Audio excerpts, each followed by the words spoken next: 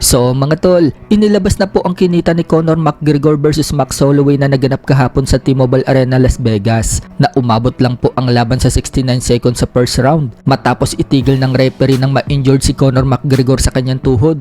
Ayon po sa report mga tol, kumita si Conor McGregor ng 15 million US dollars o katumbas po yan sa pera natin na kulang 1 bilyon.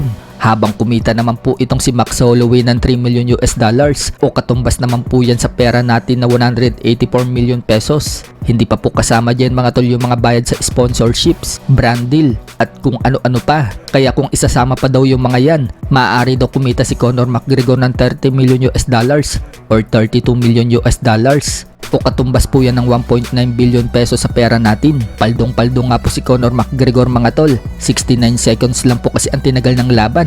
Tapos bilyon na agad yung kita niya. Ganun pa man, nakaset po na suspindihin itong si Conor McGregor ng komisyon dahil sa seryosong injury nito sa tuhod. Mukhang kailangan magpagaling ni Conor McGregor ng gusto bago ito makabalik sa MMA. May kumakalat naman pong video mga tol na 4 na araw bago yung laban. Pumunta ng clinic itong si Conor McGregor. Kaya suspecha ng mga tao, talagang may injury daw itong si Conor bago lumabang kay Holloway.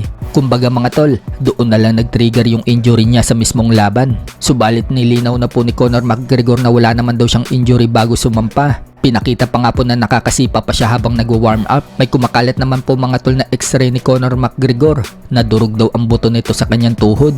Pinost daw yan ni Conor McGregor sa kanyang story. Pero noong tingnan po natin yung account ni Conor McGregor, wala naman po tayo nakitang pinost niya yan. Kaya hindi pa yung kumpirmado mga tol. May mga nagsasuggest naman ng mga fans na dapat daw wag na sa MMA lumaban si Conor McGregor. Sa boxing na lang daw ulit ito lumaban. Para suntok lang daw ang gagamitin at walang sipa. Sa kabilang banda naman mga tol, dahil pumirma na po si Shakur Stevenson sa Super Boxing at lumalaban ito sa lightweight division, may chance na po makalaban ni Magsayo si Shakur Stevenson dahil parehas po silang nasa Super Boxing at parehas silang lumalaban sa lightweight division. May isang Pinoy fans po ang sinagot ni Magsayo nang sabihan po si Magsayo na wag na daw nito pangarapin si Shakur Stevenson. Mahirap daw kasi kalaban si Shakur, sobrang talino daw nito sa ring. Kahit nga daw si Tank Davis, hindi daw uubra kay Shakur. Hindi nga po napigilan ni Magsayo. Sinagot po niya ang Pinoy na nagkomento.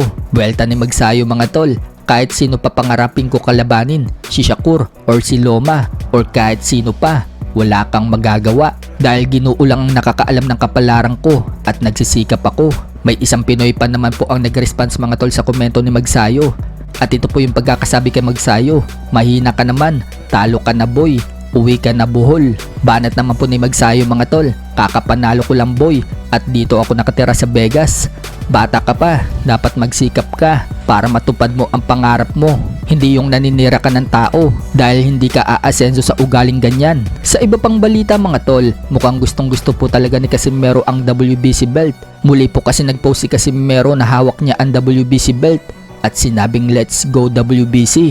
So abangan po natin yan mga tol dahil sinabi na ng kampo ni Casimero na may niluluto daw na laban para kay Casimero.